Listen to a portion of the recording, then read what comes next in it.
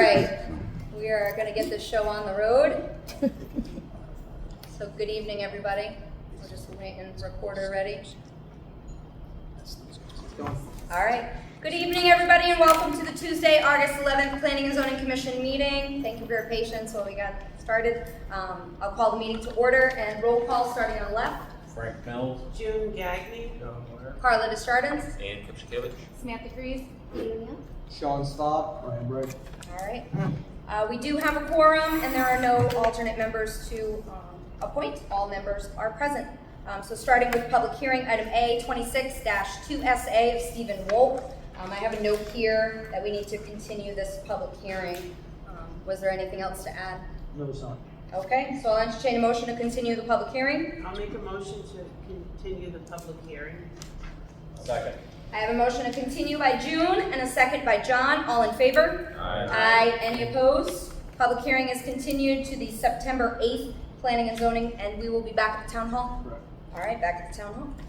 Item B, 26-4TA of Planning and Zoning Commission, submitting an application to amend zoning regulations to allow for shared driveways and to clarify the definition of lot frontage by modifying the following sections of Regulations 1.2 definitions, modify lot frontage and add shared driveway, 7.25 interior lots, residential districts, modify text 7.25.1, add controls for shared driveways, residential districts, 8.1 bulk table commercial districts, modify interior lots and add shared driveways, 9.31 bulk table industrial districts, modify B interior lots and add C shared driveways. Do you want to give a summary of this one, Ryan? Sure. Throughout the years, we have allowed for shared driveways for subdivision lots and just lots in general. And it came to our attention that our regulations actually don't allow for shared driveways. But historically, we've allowed for it, especially when we have an interior lot and one or both of the adjacent lots to that interior lot right away will also jump onto that right away. So simply what I did was amend the regulations to match what we've always done, which is allow either a shared driveway between two frontage lots or allow the frontage lots on either side of the interior lot to also use the interior lot driveway to access the rear lots. And that's pretty much it. Okay. Now, there was an application before us in the past year or so that was interior lots, shared driveways, right? Yes, that was to allow for up to 5 lots on a driveway. That would increase the density of the interior lots. This is not increasing density. You still need to meet all the frontage requirements. You can just combine driveways. So this is purely to address the road frontage issue where we kind of combine driveways to save curb cuts. You're still only allowed to have 2 interior lots on one right of way. Okay. Just we're allowing for the road frontage lots that are adjacent to the interior lot right of way to also jump on that, just to reduce curb cuts. Exactly. This is a public hearing, so if there's comments or questions from the audience on this text amendment, this is your opportunity to address the board. Any comments or questions from the public? Any comments or questions from board members? All right. And any additional comments from staff? No. All right, so hearing and not seeing none, I will entertain a motion to close the public hearing. I'll make it. So moved. Second. I have a motion by Frank to close the public hearing, a second by June. All in favor? Aye. Aye. Any opposed? Public hearing is closed. Moving on to item C, 26-4SP of Sean Staub for Town of Plainfield, requesting special permit for the construction of 30 by 100 pavilion with associated parking at 87-105 Putnam Road, Assessor's Map 14, Block 84, Lot 16A. So this will have to be continued, but Sean is just going to give a brief overview of the project, so if you have any questions or comments from the public or the board.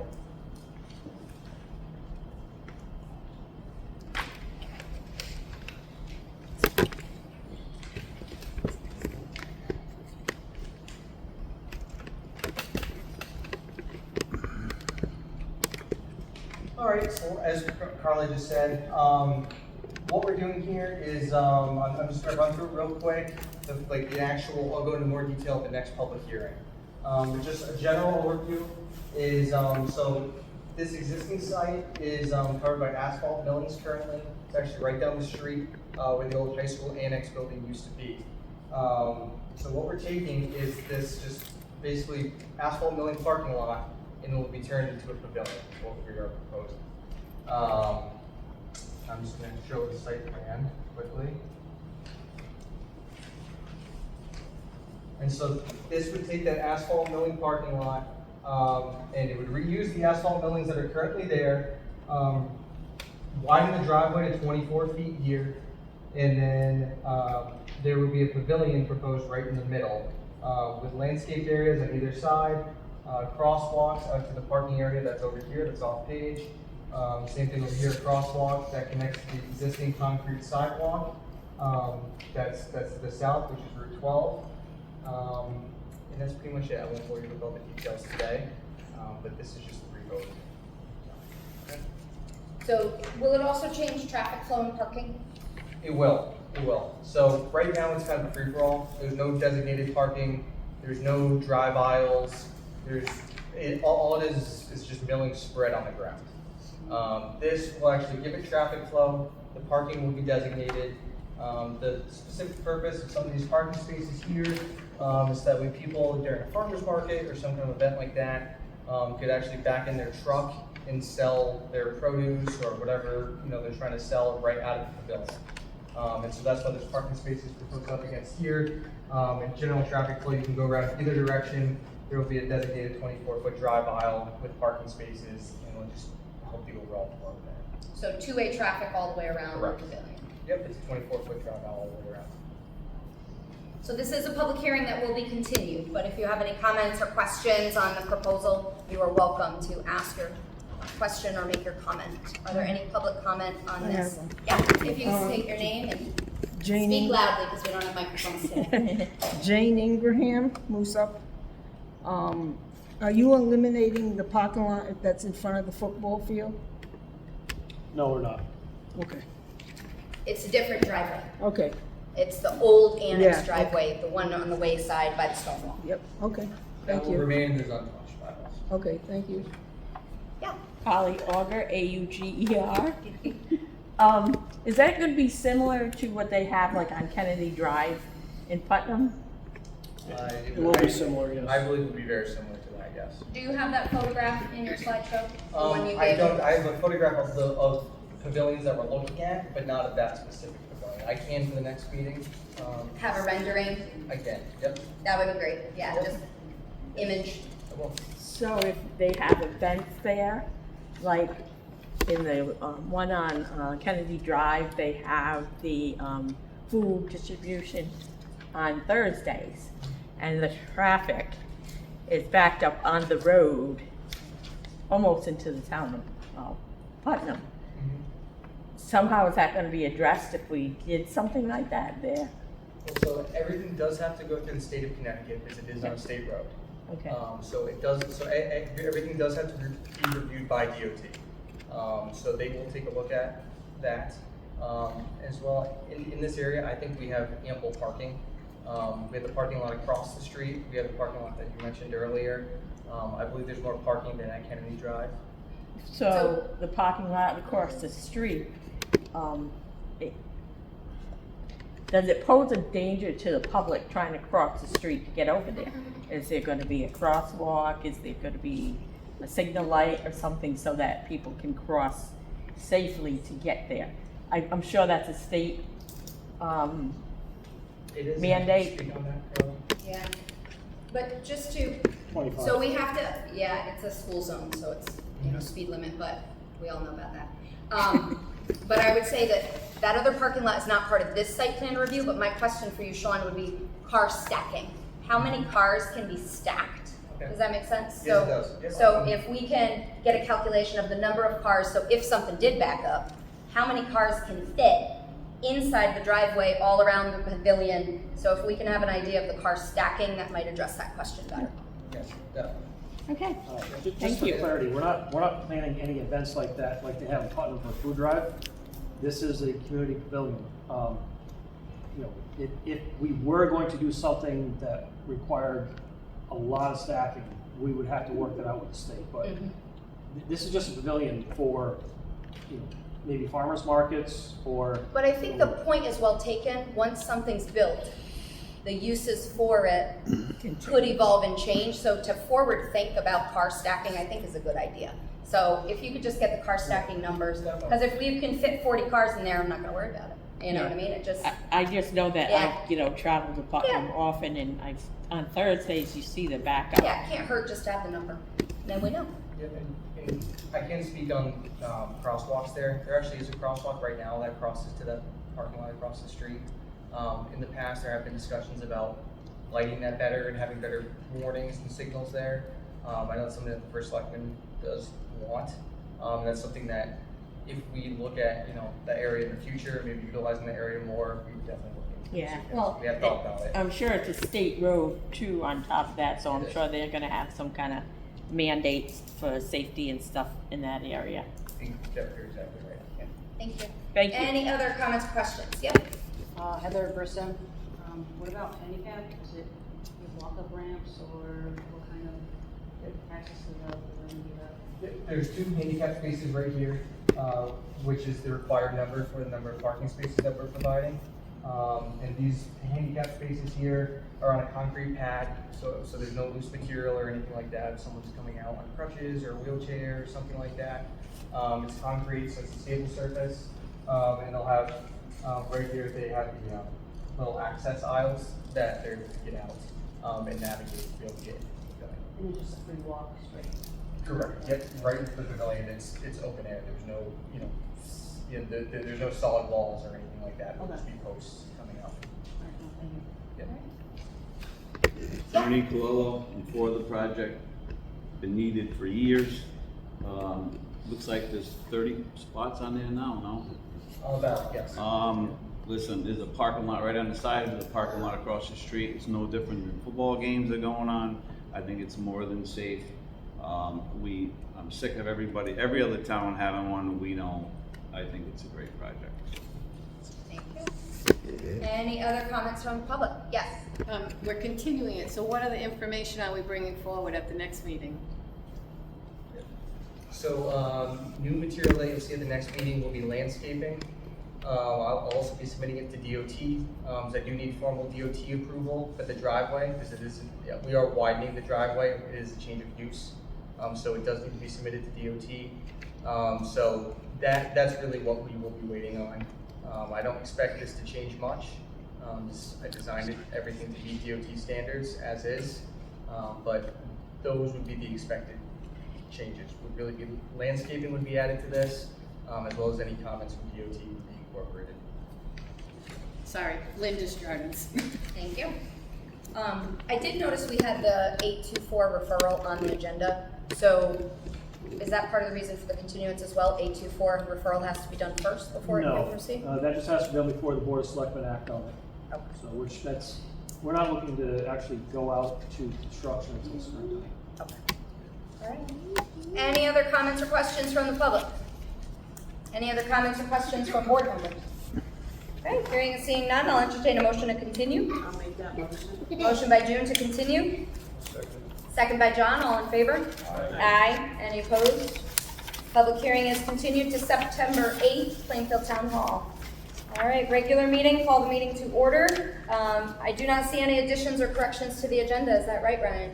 Correct. All right, moving on to citizen participation. So this is opportunity for members of the public to address the board on an item that is not a pending application or public hearing that was continued. So any citizen participation.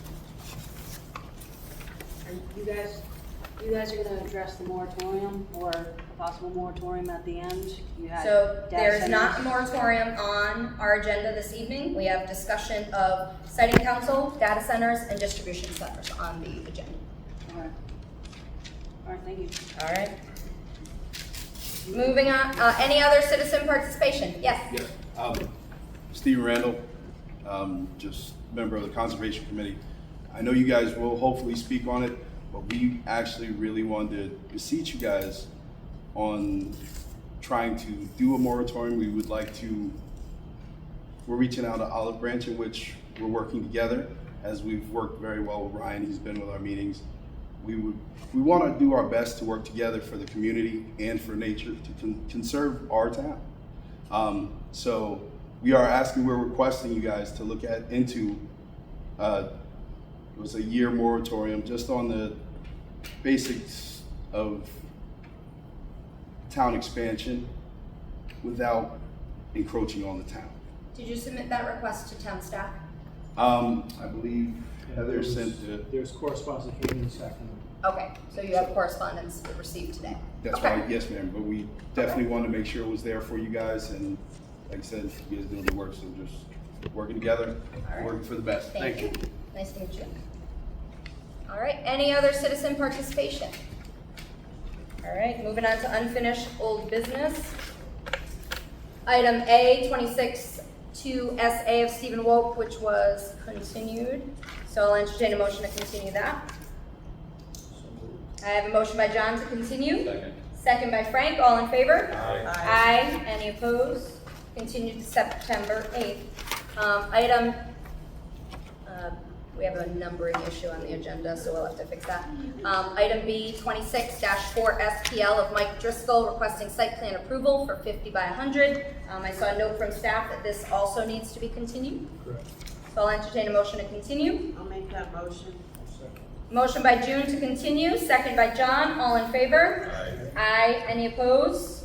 Application is continued. Moving on to, it'll be item C once the agenda is corrected, 26-4TA of Planning and Zoning for the application to amend the zoning regulations for the shared driveways. In my review of it, it seemed to just be administrative cleanup or housekeeping items. There was a concern that we were somehow changing it to fit that application that had come in like a year ago, but that is not the case. So it still limits the number of houses on driveways. It just allows for the combining of those road frontage. So any other items for discussion on this application? Okay, so if a member is going to make a motion on this, I would just ask that you include an effective date of September 1st. So do I have a motion? Make a motion to approve 26-4TA as submitted with an effective date of September 1st, 2026. Okay, I have a motion by Frank. Second. I have a second by Dan. All in favor? Aye. Any opposed? Application is approved with that effective date of September 1st. Moving on to item D, 26-12HO of Alexander Sumakis. The application has not been withdrawn, but the applicant did inform staff that they would not be proceeding. So we do have the ability to just deny without prejudice. So the suggested motion is a motion to deny 26-12HO without prejudice as the application is incomplete for the following reasons. The application fee has not been paid. The supporting information such as floor plan, detailed narrative has not been submitted, and the applicant has not received approval from the Economic Development Commission. Do I have a motion on the application? And you can just say motion to deny as read. I'll make a motion to deny. All right, I have a motion by June to deny as read. Second. Second by Frank, all in favor? Aye. Any opposed? Hearing none, the application is denied. All right. Item G, we have continued, so I'll entertain a motion to continue that. That was the 26-4SP of the town of Plainfield. I'll make that motion. I have a motion by Dan to continue. I have a second by John. All in favor? Aye. Aye. Any opposed? Application is continued. Moving on to 26-4SA of custom-built homes by Greg Lato, requesting modifications to previously approved subdivision 24-2SA, Assessor's Map 26, Block 10, Lot 12A, RA 60 zoning district, and we have speaking for the applicant. Yes, for the record, Norm Tebow, Trinity Engineering Associates. I am here representing custom built homes by Greg Lato this evening.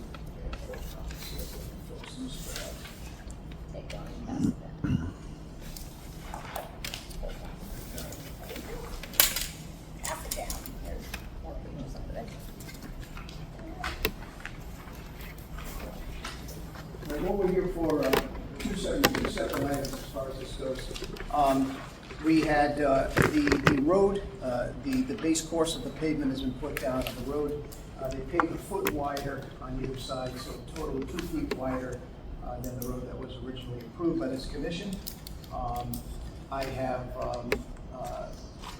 rerun the numbers and the drainage calculations to account for the extra pavement.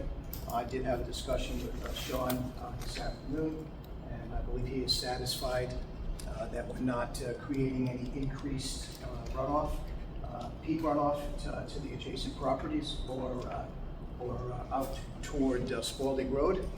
And then secondly, as a result of this, we got the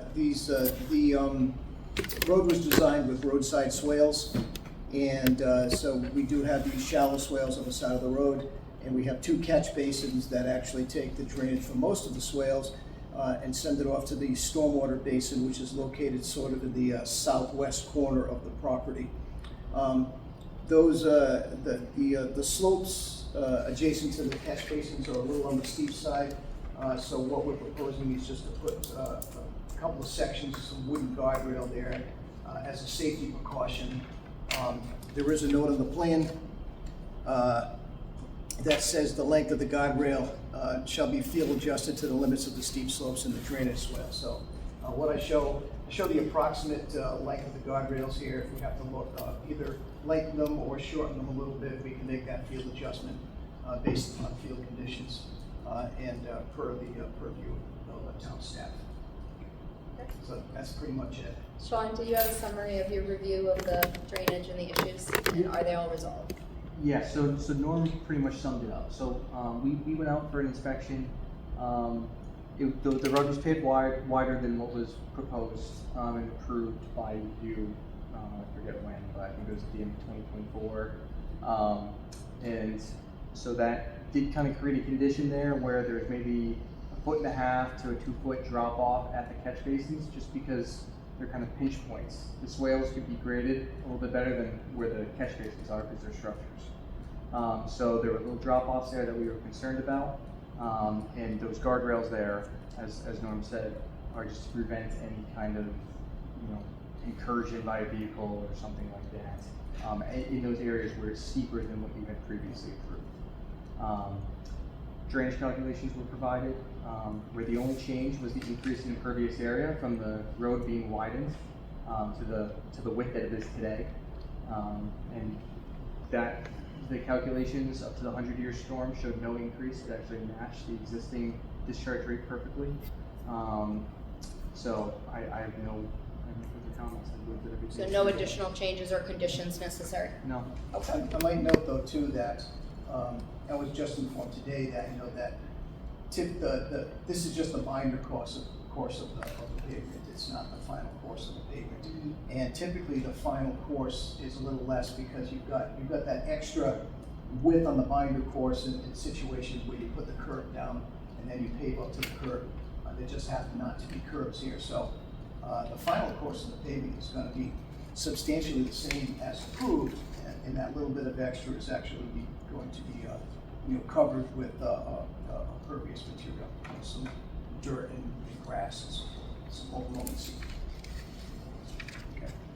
And then suggested motion from staff is to approve the modification of subdivision plan 24-2SA as shown on the plan by Killingly Engineer Associates for changes of the road design of Lily Lane revised to August 11, 2026 with the following conditions. Signature block for PZC chair is to be added. Mylar is to be signed by PZC chair and reported. Board of Selectmen must approve the design change. And that's because they have to accept the road. Is that right? Correct. Okay. So any other questions from board members on this application? Okay. I will, hearing none, I'll entertain a motion on the application. I'll make that motion with the stipulations as read. All right, I have a motion by Dan with stipulations as read. Second. Second by Frank, all in favor? Aye. Aye. Any opposed? Application is approved. All right, moving on to new business. Item A, 26-2ZC of David Opperman. This does require public hearing, and just a language question. So it says requesting a map amendment, but it is a zone change, right?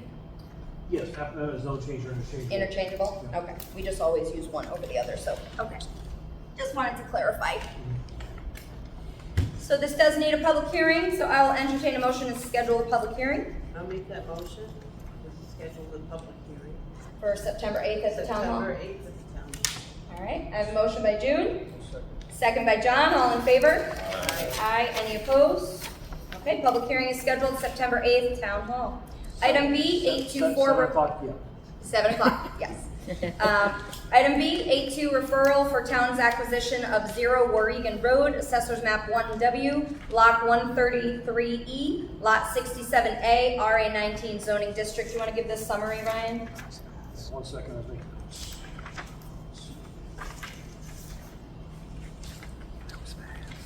All right, this is where you are.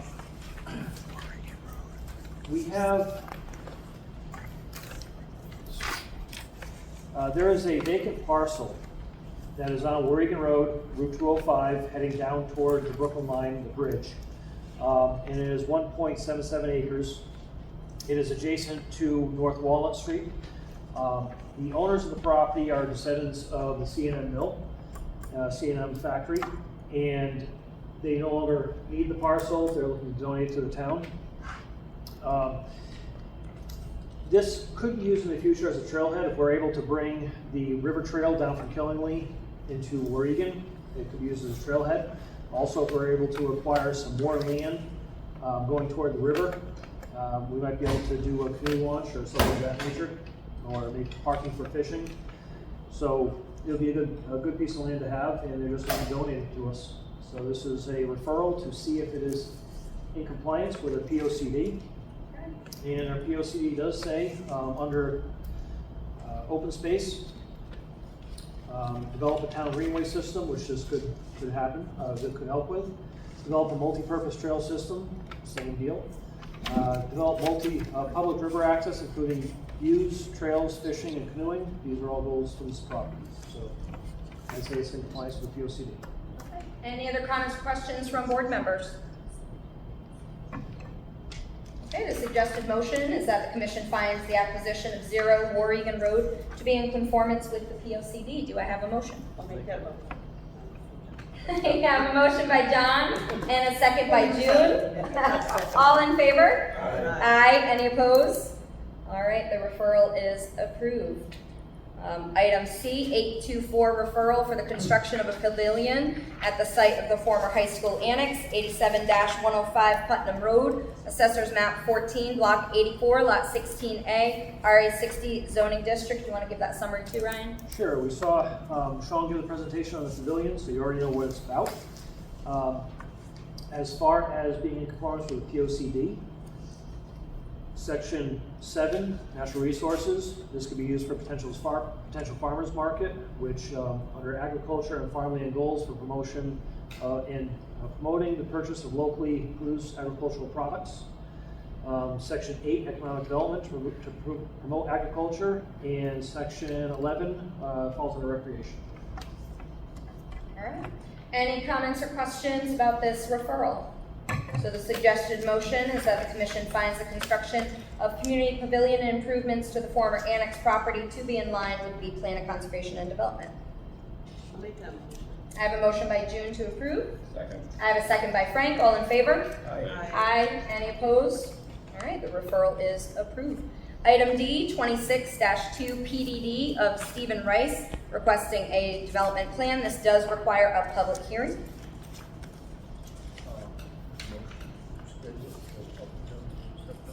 All right, I have a motion by John to schedule a public hearing. I have a second by June. All in favor?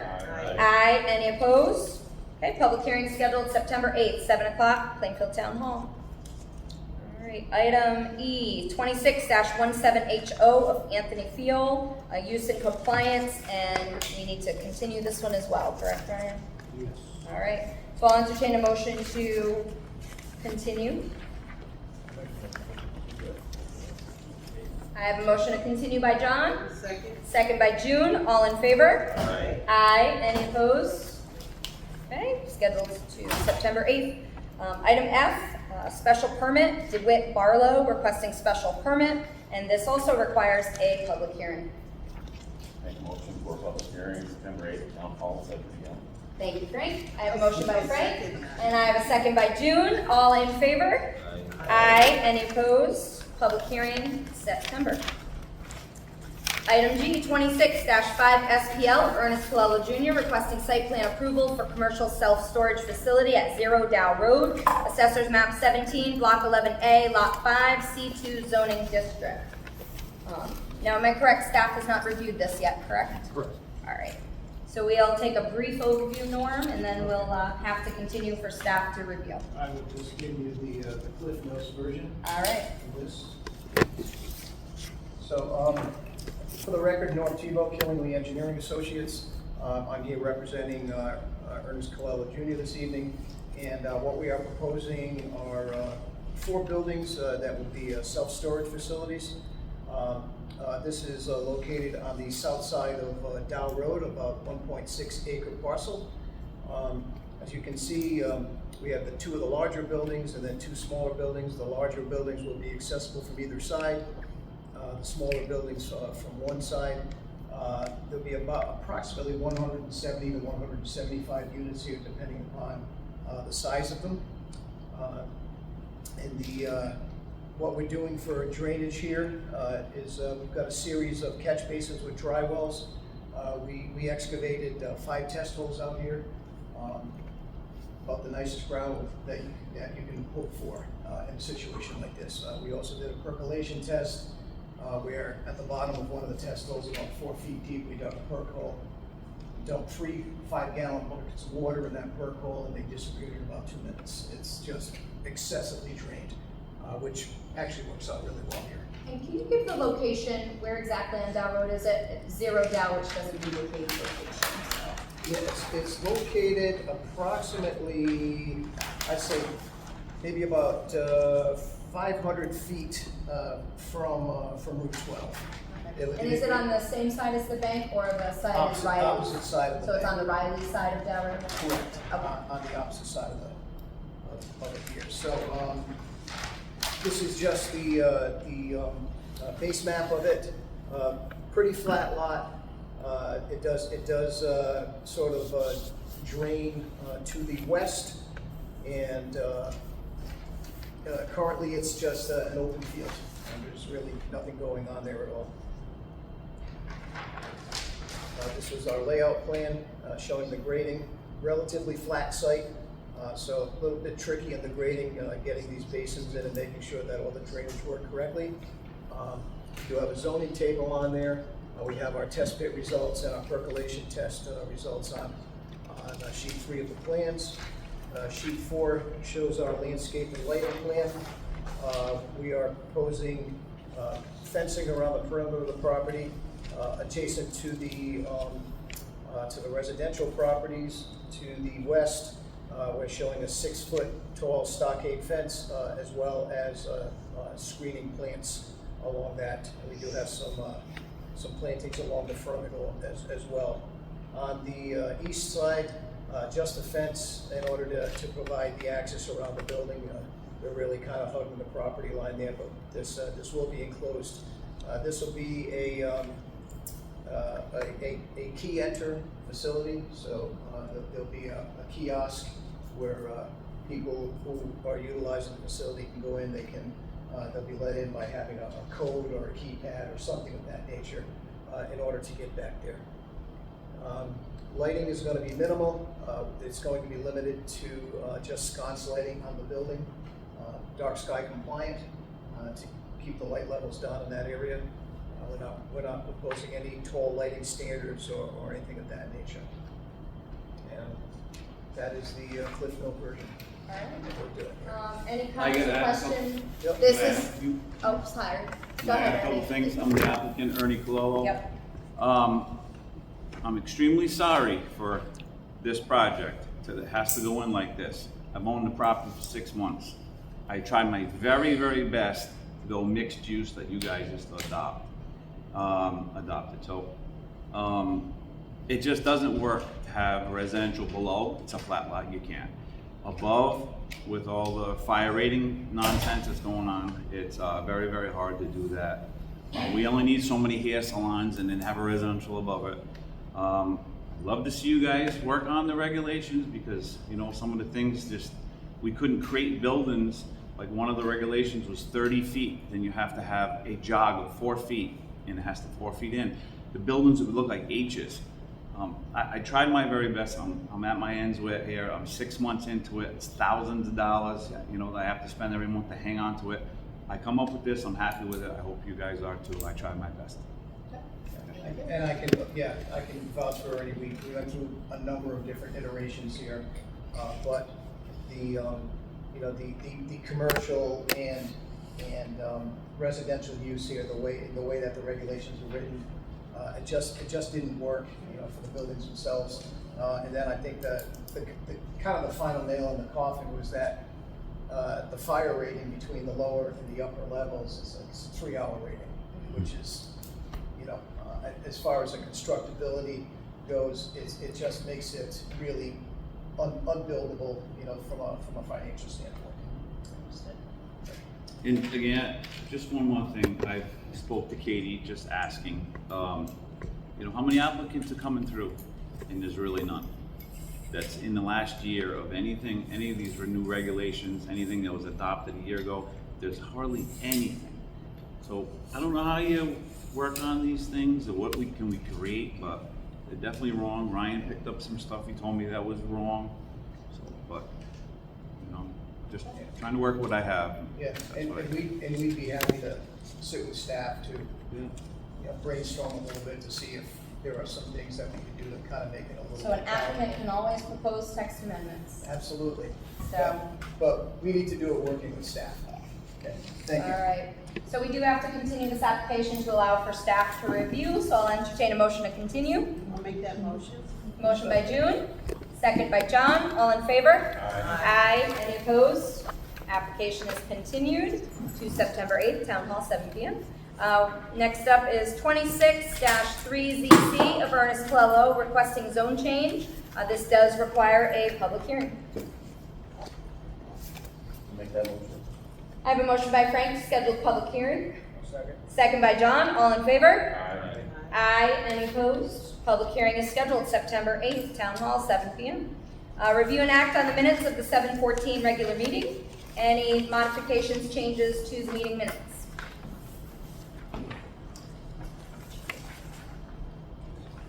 Okay. Hearing none, I'll entertain a motion to approve the minutes. I have a motion by John to approve. Second. I have a second by Frank. All in favor? Aye. Aye. Any opposed? All right. Correspondence, Ryan?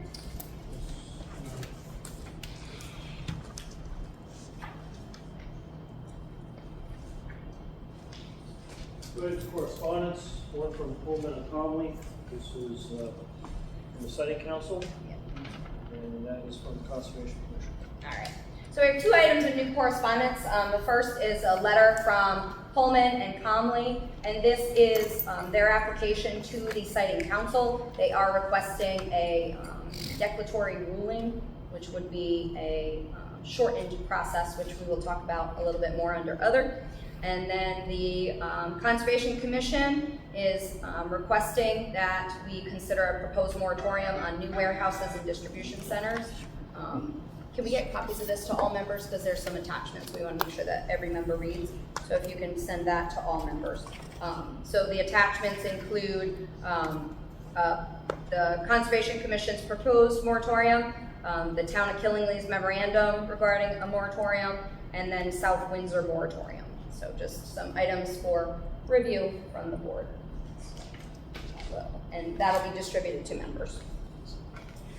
Report from zoning enforcement. All right, report from planning. The front ramp is open, so that is ready to go. We could not be there tonight simply because the election is there, and they're taking up the auditorium. Still working on the Dowwood Bridge. Do we have a timeline on that? Spring at the very earliest, if we can get through the Okay, got it. Report from engineering. report. Okay. So under other, we have the discussion regarding Siting Council. So Ryan, will town attorney be reviewing the application, and what is our role in the process? So yes, once they do submit to the Siting Council, our attorney will be looking at it, and we have 2 attorneys, one for the commission, which is Mark France, Okay. and one for the town, which is Rich Cope. And so they'll both be looking at it and in conversing. Because I know the letter that we received was different than the letter that was posted on the Siting Council website, because that actually said it was application for declaratory ruling, so I think our 60-day clock has started. So would you be able to reach out to Mark Brantz and see if he can be here at our next meeting, so that if we need to take any kind of action, we can do so within that 60-day window? Because I know if we miss windows, we're all downriver. All right. Any comments or questions from board members on the Siting Council process? Or any questions you want Mark Brantz to answer so we can have staff send it along?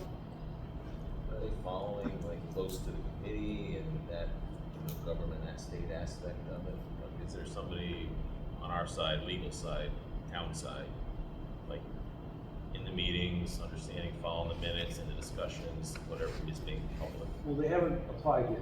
There's no application. Understood. Do we have somebody boots on the ground from a legal standpoint that's at least tracking? I know we have a lot of stuff on the outside, people are doing research, but No, that's what our attorneys do.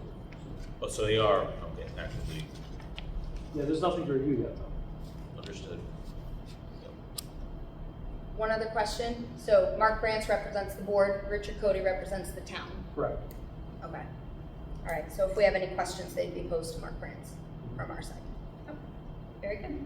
Item B, data centers. So I had reached out to Ryan a couple weeks ago, maybe a couple months ago, about data centers because it's becoming a hotter topic, and data centers are very infrastructure intense.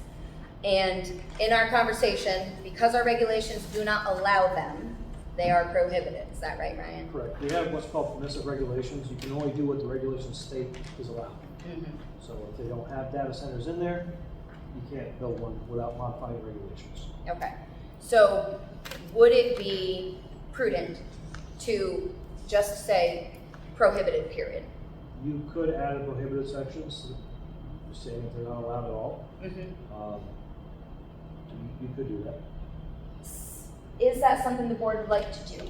It would be a text amendment, and it would just be adding it to all commercial industrial zones, right, Ryan? A line that data centers are not permitted in any commercial or industrial zones. Possibly, I'd like to look into it a little more. Okay, so does the board want Ryan to draft up some language for review regarding data center prohibition? Okay, so if you would please research that language, and then because then that would be a message to applicants not to apply for a text amendment to allow them, right, Ryan? Well, no, they can still apply. Yeah. If they simply erase that portion of the text. Yeah, but it would be a pretty strong message, wouldn't you think? Yeah, one thing that it would eliminate is the ability to apply for a variance. That's always good. All right, thank you, Ryan. Ryan, okay. Yeah, on that please, same go ahead. topic- So on that same topic, obviously, it's a big discussion across the entire country, for that matter, other countries.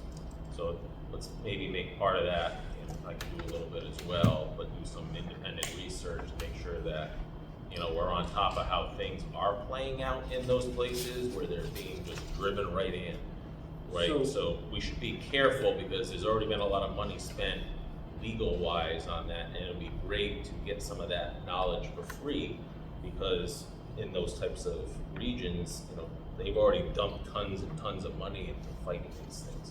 In areas or communities that maybe are more affluent, let's take for example. So As an example, Ryan, I think that would be helpful. As far as doing research, as with any project, there are good ones, there are bad ones. Some of the problems with data centers is large water, I understand that, yeah. which that can also be mitigated with cooling towers and geothermal. Same type of technology that power plants use. So going with that type of technology, you don't have the water loss. There is always a problem with energy. They require tons of energy, and that's one of the things that's difficult to overcome. The Amazon Center, they installed a whole bunch of chargers for their vans, and it took a lot of work to get electricity to that place. It took, I think, 2 years to get the amount of electricity needed for just the vans that they have. They want to do, I think, 400 vans, and I don't think they're anywhere near that level right now. Yeah, you understand what I'm saying. if people have done a lot of movement in this realm, let's take advantage of that knowledge that's essentially accessible, right? So that we can be like, oh, okay, this strategy worked, this one did not work, and then, you know, that's kind of a legal aspect that we want to. Talking about strategy of the data centers actually working with the community? Now, structure and the regulations within this community. Oh, that's simple, you just prohibit it. So there's really not much research to do on that. We can't prohibit a trash burning plant, and we're having a lot of trouble with that. So there's aspects that, again, So those types of things, I think I just want to go in eyes wide open, right? Yeah.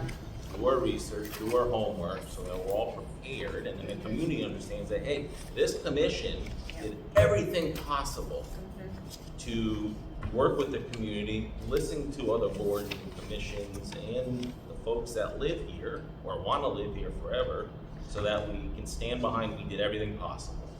So That's that's, a good question. those are the things I just want to make sure, because there's a lot of information out there, right? We all know that, we're seeing it. So as long as the siting council doesn't take over permitting, And that's my question. So at this current time, siting council does not permit data centers, so it's still local control at this point. correct, but that could So it always would be change the, in the future. yeah, so they could pluck that out of our hands. So in our hands, this is where we're heading, Yeah. but the state can always pluck it out. We actually still have cell towers in our regulations under special permit, but siting council's had that for 30 years.